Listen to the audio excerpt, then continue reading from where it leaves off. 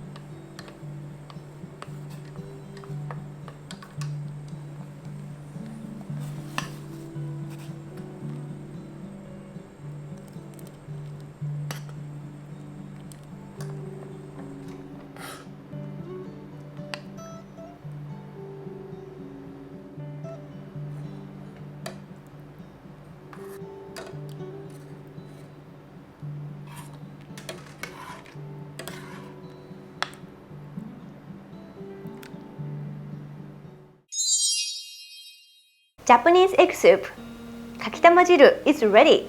So let's try tasting. いただきます。It's a good smell from sesame oil. And it's also nice to eat the fluffy egg.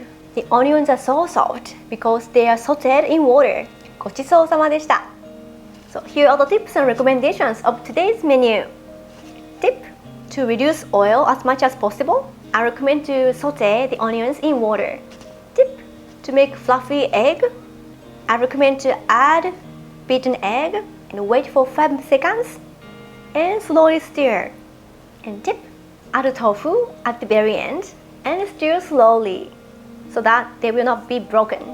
So those are the tips and recommendations of today's menu. How was this Japanese egg soup recipe?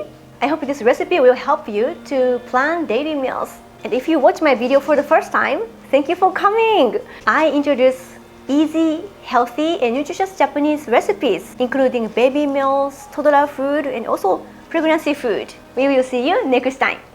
Bye bye!